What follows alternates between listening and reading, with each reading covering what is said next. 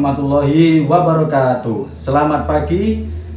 Perkenalkan, nama saya Koko Andrianto, Sarjana Pendidikan. Saya mahasiswa PPG Daljab ketiga. Nomor PPG saya 2019842736. Kemudian nomor induk mahasiswa PPG saya yaitu 2001393810027.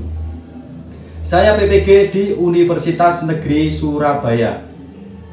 Hari ini Senin tanggal 18 Oktober 2021, saya akan melaksanakan dua praktek ujian kinerja atau UKIN dengan praktek dua layanan. Layanan yang pertama yaitu layanan responsif, kemudian layanan yang kedua yaitu layanan dasar.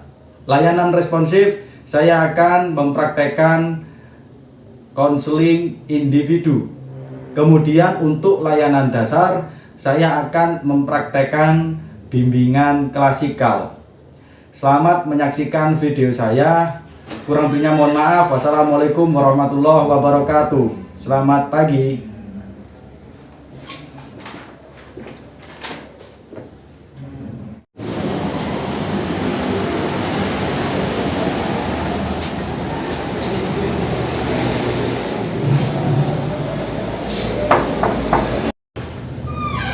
Assalamualaikum, Pak. Waalaikumsalam. Maaf, mengganggu, Pak. Iya, silakan duduk. Iya, Pak. Makasih. Baik, silakan duduk. Oke. Ingrid ya? Iya. Iya. Gimana kabarnya Ingrid hari ini? Alhamdulillah baik, Pak. Alhamdulillah ya. Iya. Sekarang ini sudah waktunya pulang sekolah ya tadi ya? Iya, Pak. Iya, kamu termasuk absen besar apa absen kecil tadi? Absen kecil saya, Pak. Absen kecil ya? Iya. Oh iya. Jadi ini kan sudah di PTM ya. Jadi separuh-separuh ya. Iya. Nah, sekarang Ingrid, ini kan kita di pertemuan yang kedua ya. Jadi saya membagi pertemuan pertama lalu, di mana di pertemuan pertama yang lalu itu kamu sudah menceritakan permasalahanmu secara garis besarnya. Iya. Maka sekarang ini kita tentukan jadi tujuan untuk layanan konseling individu. Nah, tapi sebelum itu kita sepakati lagi nih. Jadi untuk waktu konselingnya paling tidak kita akan menghabiskan waktu misalkan kalau 90 menit cukup ya. Cukup, Pak. 90 menit cukup ya. Cukup. Oke. Baik. Jadi Pak Koko akan mengulang terkait dengan azas ya. Jadi azas yang akan Pak Koko berikan ini di layanan konseling individu ini pasti ya yang namanya azas kerahasiaan. Jadi azas kerahasiaan itu nanti ini yang dipegang teguh oleh seluruh guru BK. Jadi kamu jangan khawatir, rahasiamu akan terbongkar. Itu. Yang kedua ada azas namanya keterbukaan. Jadi nanti kamu bisa lebih terbuka, lebih luas, lebih untuk menyampaikan permasalahan-permasalahanmu lebih dalam lagi, seperti itu ya. Iya.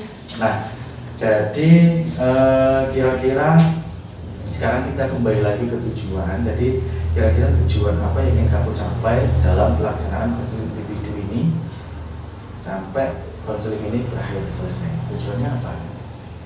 Jadi saya ini ingin berlatih supaya saya ini bisa mengemukakan pendapat di depan umum, Pak. Jadi pada akhirnya saya itu tidak takut untuk mengemukakan pendapat di depan umum.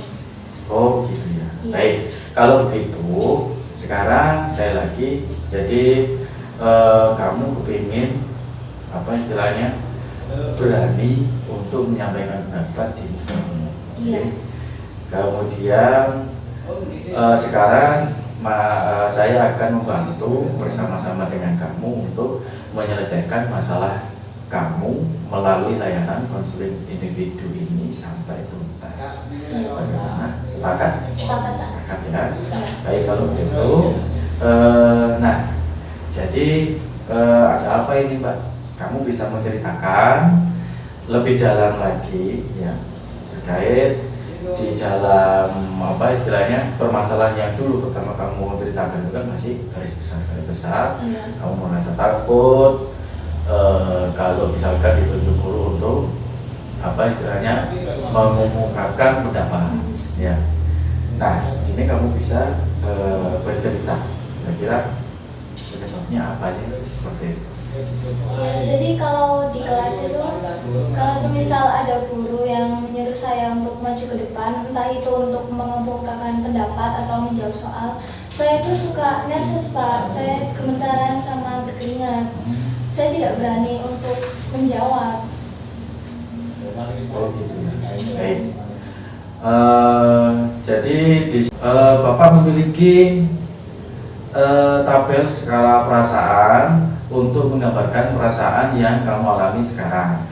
Nah, sampai jauh mana? Nah, di sini ya. Di sini ada gambar emoji. Nah, di sini ada nomor 1 sampai 10. Nanti di nomor 1 itu berarti perasaannya paling tinggi, istilahnya paling ibarat kalau kamu merasa ada masalah itu paling berat, itu nomor 1. Sedangkan kalau menurun ke nomor 10 itu berarti semakin lama perasaanmu semakin baik, semakin baik. Nah, di sini perasaanmu ada di nomor berapa? Sekarang perasaan saya itu di nomor 2 Pak. Oh, di nomor 2 ya. Baik, saya tandai dulu di nomor 2.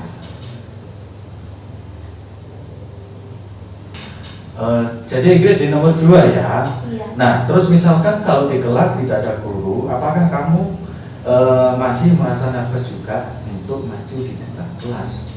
Iya, saya juga merasa gugup Pak, meskipun di kelas itu tidak ada guru. Tapi lebih gugup lagi kalau di kelas itu ada guru. Saya takut, saya malu ketika teman-teman melihat saya. Oh gitu ya. Jika seperti itu gejala yang kamu tunjukkan, apakah benar jika disebut sebagai kurang percaya diri? Iya benar. Gitu ya. Oh iya Mbak, kenapa Bapak bilang seperti itu? Karena setiap kali kamu maju di depan kelas misalkan, itu kamu merasa malu, kamu gemetar, berkeringat, bahkan sampai gagal bicaranya. Nah, itu merupakan indikator dari kurangnya percaya diri seseorang.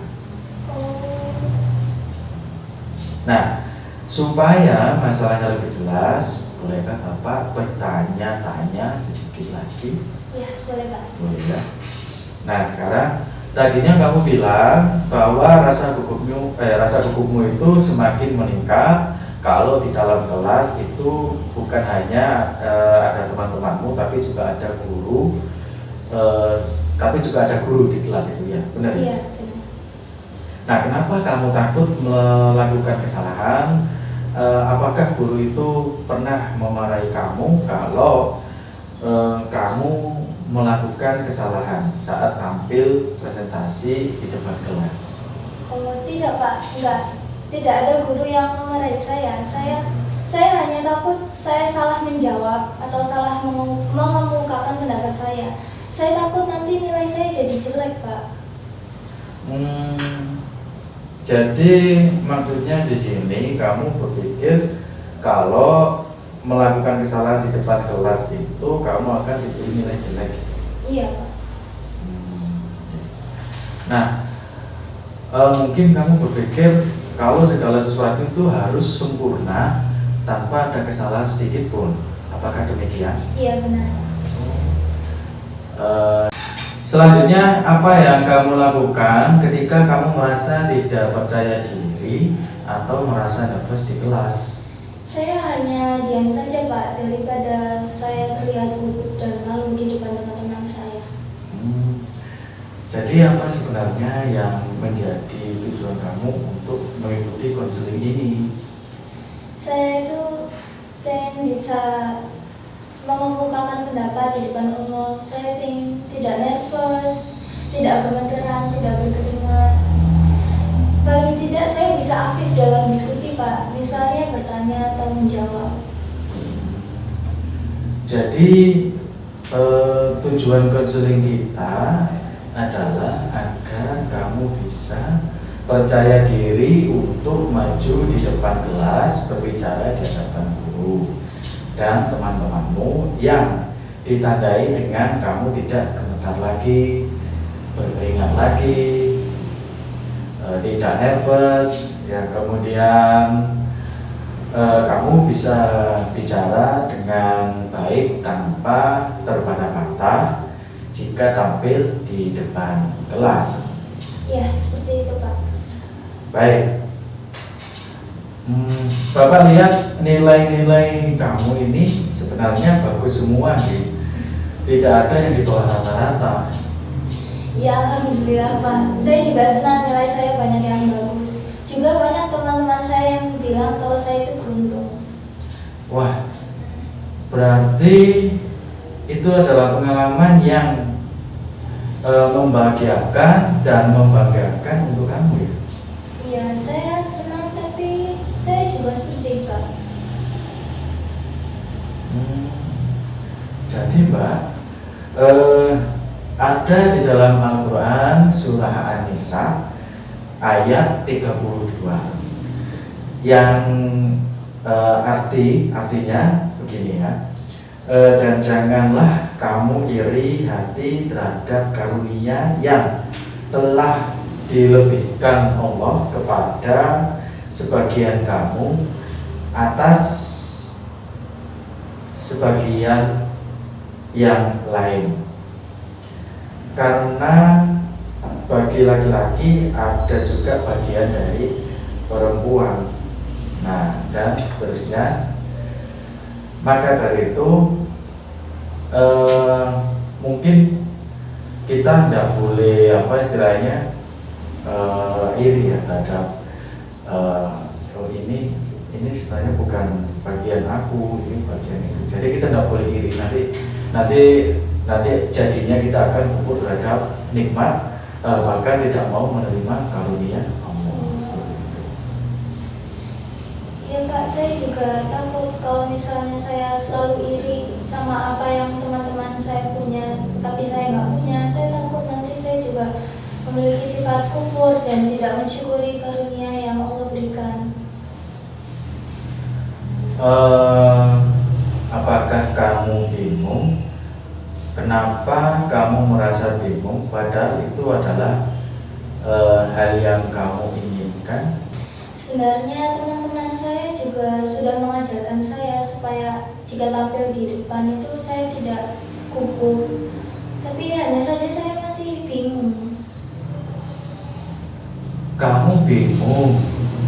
Kenapa kamu merasa bingung? Padahal itu adalah hal yang kamu inginkan, kan, Ingrid? Saya hanya malu dan tidak mau dianggap bodoh sama teman-teman saya. Hanya karena tampil di depan saja saya tidak sanggup. Jadi maksud kamu takut diremehkan oleh teman-teman kamu karena untuk tampil di depan kelas itu harus berlatih dulu dengan mereka. Iya. Jadi setelah apa yang telah kamu sampaikan tadi, alangkah baiknya jika kita simpulkan dulu agar hasil pembicaraan kita semakin jelas. Yang pertama, tekad kamu untuk lebih percaya diri berbicara di depan kelas atau di depan banyak orang itu sudah semakin jelas, ya. Iya. Yang kedua, kamu merasa ingin sekali diajar oleh teman-teman kamu untuk latihan sebelum tampil di depan kelas. Hanya saja kamu merasa takut karena diremehkan oleh teman-teman kamu. Iya Pak, tapi sebenarnya saya yakin kamu bisa dan mampu untuk mencapai tujuan tersebut. Nah, sekarang mari kita coba salah satu teknik dari Pak Koko. Ini namanya teknik talk stopping, di mana nanti Pak Koko akan bantu kamu untuk mengidentifikasi pikiran-pikiran yang negatif, kemudian menghentikan pikiran-pikiran tersebut ya, pikiran-pikiran negatif tadi, kemudian menggantinya dengan pikiran yang rasional dan realitas atau realistis. Nah, bagaimana? Kamu setuju? Ya Pak, saya setuju. Agar saya bisa menghilangkan rasa takut dan percaya diri untuk tampil di depan umum. Bagus. Oke, sekarang gini ya. Pertama, kamu relax dulu, tarik nafas dalam. Oke, sekarang pejamkan mata kamu. Nah, sekarang kamu pikirkan kejadian-kejadian yang atau pikiran-pikiran yang negatif pada saat kamu akan ditunjuk atau kamu ditunjuk oleh Bapak Ibu Guru untuk maju di depan umum atau berbicara di depan kelas. Kamu pikirkan itu, munculkan pikiran-pikiran itu ya, sampai diatur nafasnya, dimunculkan terus sampai yang paling kasar atau mungkin hal-hal yang pikiran negatifmu, ketakutanmu itu munculkan semuanya. Semuanya dimunculkan. Terus yang masa lalu, sekiranya kamu dulu pernah ada kejadian, kemudian ingat lagi, munculkan sekarang, munculkan. Jadi saya hitung antara 1 sampai 10, nanti dihitungan 10, maka pikiran itu akan muncul semuanya ya. 1, 2, 3, 4, 5, 6, 7, 8, 9, 10. Ya ampun Pak, saya kaget. Baik, sekarang gimana perasaanmu? Ya, saya kaget awalnya Pak, tapi saya juga merasa lebih tenang, lebih lega dari sebelumnya. Saya rasa pikiran negatif saya itu hilang gitu Pak. Bagus. Nah, sekarang setelah kamu merasa tenang, maka kamu pikirkan sesuatu yang positif, ya. Jadi contohnya seperti ini. Kamu berpikir bahwasanya kamu maju berpendapat di depan kelas itu. Jadi kamu harus percaya. Aku harus percaya terhadap kemampuanku. Aku nggak mau diganggu oleh orang-orang lain. Seperti itu. Jadi kamu munculkan, gitu ya. Jadi kamu munculkan setiap kali sekarang ini kamu munculkan pikiran-pikiran yang positif. Terserah kamu mau berpikir positif seperti apa. Dan teknik ini itu bisa kamu gunakan kapanpun. Jadi teknik top stopping ini kamu bisa gunakan kalau Pak Koko tadi menyampaikan harus memejamkan mata atau nafas, dimunculkan yang ketakutan atau pikiran yang positif, yang negatif dikeluarkan semua sampai kita merasa benar-benar semuanya keluar. Nah, kalau saya cara menghentikannya tadi saya dengan tepuk dan agak membuat kamu kaget seperti itu. Tapi kalau kamu sendiri yang melakukannya, itu kamu bisa misalkan kamu sudah diam ya, kemudian kamu membayangkan atau memikirkan hal negatif sehingga sampai akhirnya kamu merasa benar-benar itu takut. Nah, itu nanti bisa kamu hentakkan kaki atau kamu cubit dirimu sendiri atau kamu langsung teriak, boleh. Yang penting tujuannya untuk menghentikan pikiran-pikiran negatif kamu agar nanti kamu bisa menggantinya dengan pikiran yang lebih rasional dan realistis ya, dan realitas, supaya membantu kamu untuk menghadapi sesuatu dan kamu nggak takut lagi seperti itu. Iya Pak, terima kasih banyak. Dengan teknik tersebut saya merasa sangat terbantu sekali. Dan sebenarnya saya juga ingin sekali diajarkan teman-teman saya agar saya berani maju untuk berpendapat di depan umum. Kira-kira bagaimana menurut Bapak? Kalau menurut kamu itu bisa membantu, Bapak ya mendukung. Jadi jangan ragu, lakukan saja. Tapi ingat, kalau kamu memutuskan menerima bantuan dari teman kamu, berarti kamu harus siap menerima ocehan dari teman-teman kamu itu. Dan juga sebelumnya kamu harus berbicara dengan temanmu serta menjelaskan alasan kenapa kamu harus latihan dulu sebelum tampil di depan kelas agar mereka dapat mengerti. Bagaimana pendapat Bapak kalau saya tidak mau menerima bantuan teman saya itu? Kalau menurut Bapak, jika kamu menerima bantuan itu dari teman kamu, itu kamu akan lebih mudah beradaptasi seperti itu. Jadi saya rasa kamu bisa menerima bantuan dari temanmu. Nanti kalau nggak menerima itu bisa jadi kamu karena kalau kita dibantu oleh teman itu kan lebih enak ya. Jadi teman itu karena dia itu sebenarnya perhatian sama kamu, cuma cara perhatiannya itu kan beda seperti itu. Nah, jadi kamu bisa menerima bantuan dari teman kamu, ya kamu nanti diajarkan sama teman-teman kamu agar gini loh caranya biar maju bicara di depan umum itu, biar ngomongnya nggak terbata-bata, itu seperti ini. Nah, kadang teman-teman kita kan beda-beda cara ngajarinnya, itu ada yang sedikit cerewet, ada yang sabar seperti itu. Nah, jadi setelah Pak Koko memberikan teknik dan berbagai macam alternatif solusi dalam konseling individu ini, sekarang terdapat ini ya. Jadi Pak Koko buka tabel perasaan lagi. Nah, ini kira-kira nih, setelah kita tadi memberikan teknik dan macam-macam, nah ini perasaanmu jadi sudah tenang. Nah, ini kira-kira kamu berada di tabel perasaan nomor berapa? Sekarang saya merasa berada di tabel perasaan nomor 9, Pak. Nomor 9 ya? Iya. Baik, ini Pak Koko tandai dulu. Nah, bagus sekali. Wah, ternyata waktu kita sudah hampir habis nih. Iya, Pak. Jadi selama 90 menit ini bagaimana perasaanmu? Apa yang kamu rasakan sekarang?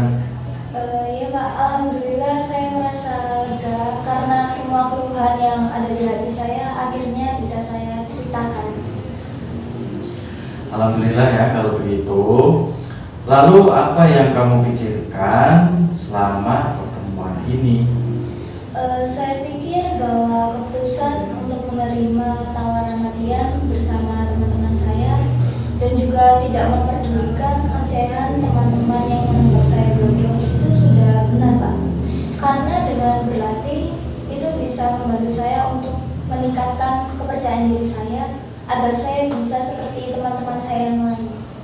Bagus Ingrid. Jadi apa kira-kira rencana kamu sementara sebagai pegangan untuk tindakan selanjutnya?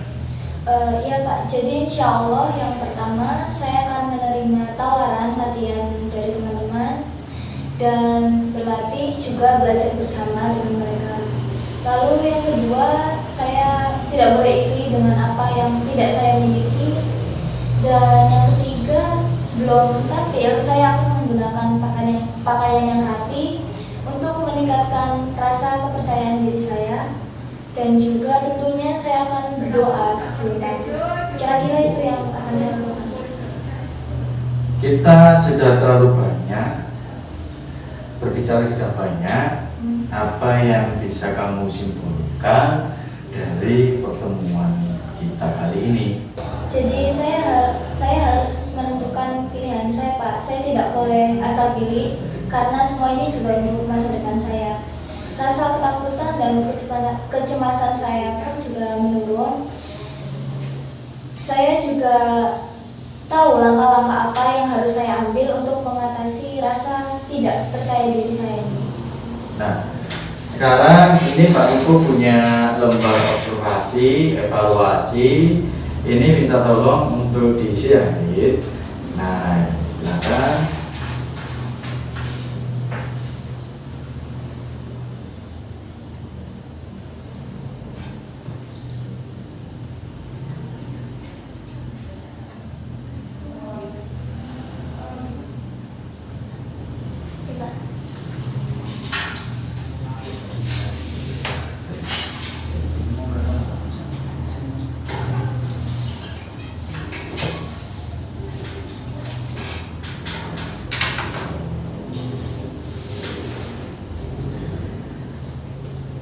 Baik, terima kasih tadi sudah mengisi lembar evaluasinya. Nah, rupanya kamu sudah paham dengan apa yang ingin kamu lakukan. Kamu pasti bisa. Nah, itu memang pilihan yang sangat bagus sekali. Ayo, harus kamu lakukan jika menurutmu itu membuatmu jauh lebih baik. Dan jangan menyerah jika pada saat kamu melakukan itu kemudian kamu menemui halangan atau rintangan atau tantangan, ya, karena tidak ada orang yang sukses tanpa adanya tantangan. Iya Pak, terima kasih Pak. Alhamdulillah. Dan jangan sungkan jika kamu ada yang ingin dibicarakan bersama, datang saja menemui Bapak lagi. Dan untuk tindak lanjut dari pelaksanaan konseling individu ini, maka minggu depan kita akan bertemu kembali ya. Untuk waktunya nanti akan saya kabari sesuai dengan kesepakatan saja. Iya Pak, pasti Pak.